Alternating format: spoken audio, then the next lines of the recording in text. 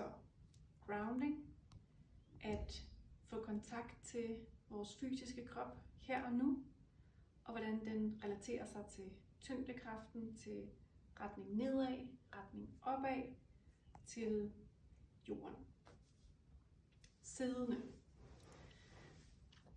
Så det her med at blive opmærksom på understøttelsesfladen, at stolen bærer os, at gulvet støtter fødderne, og en måde at forstærke den sansning på kan være at skubbe begge fodsåler ned i gulvet. Bare lige nok til at mærke, at man spænder lidt op i lårene. Og så kan man stille og roligt slappe af igen og mærke fornemmelsen af at lande lidt mere. Og så kan man gøre det igen. Man kan også have fokus på at spænde lidt op i ballerne. Og så fokus på, at ryggen også kommer lidt op, overkroppen kommer lidt op, når vi spænder op. Og så når vi slapper af igen, at vi lander. Og at rygsøjlen også, den hviler ligesom nede i hoften.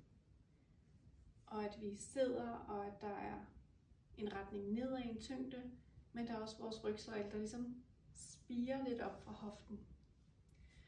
Så det hele taget det med at sidde lidt dynamisk, flytte vægten fra sideknogle til sideknogle. Og mærke den opadgående vibe i rygsøjlen.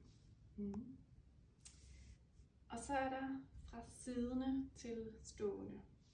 Så man kan tage fødderne lidt ind under sig, sådan så man er klar til at rejse sig.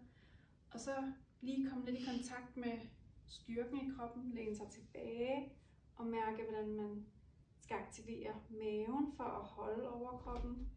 Og måske at tænke sådan en lidt lang rygsøjle. Og så kan man læne sig lidt frem, hænderne på benene, og mærke, hvordan der kommer vægten ned igennem benene. Og det kan man godt lige sidde og gøre et par gange, og lige mærke mavemusklerne. Og vægt ned i benene. Og så kan man komme længere frem, og så komme så langt frem, så man lige slipper med bagenden. Og så lige stå her, selvom det er lidt hårdt måske, og lige mærke stærke ben. En del af vores fundament med vores stærke ben her.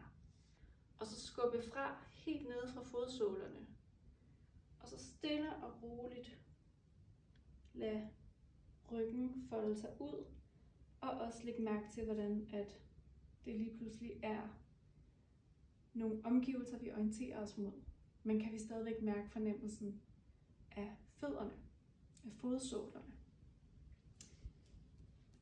Stående grounding. Fornemmelsen på for vægten ned igennem kroppen, op fra toppen af hovedet, ned til fodsålerne. Og så kan vi bruge det at skabe lidt bevægelse i knæene. Det kan være bøje lidt i begge knæ på en gang. Det kan være bøje skiftevis det ene og det andet. Flytte vægten lidt fra side til side, for at skabe den her sensoriske kontakt til underlaget. Og det her med at skubbe lidt fra, helt ned fra fodsålen, og mærke den her retning nedad, og hvordan kroppen kommer lidt opad, når vi skubber fra. Og nogle er glade for visualisering, så man kan forestille sig, at der vokser rødder ud igennem fødderne, og ned igennem fundamentet og ned til jorden. Og så stående grounding. Så begynder vi at flytte vægt fra fod til fod.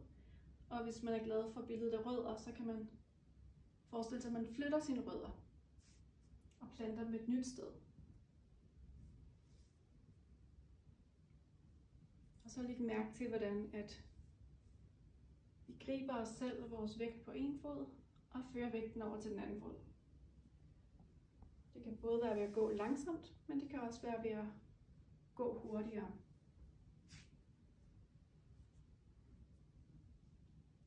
Og også her, når vi går, bemærke, at vi ligesom skubber fra jorden, så der også er den her retning opad, samtidig med, at der er en krop, der også lander på jorden.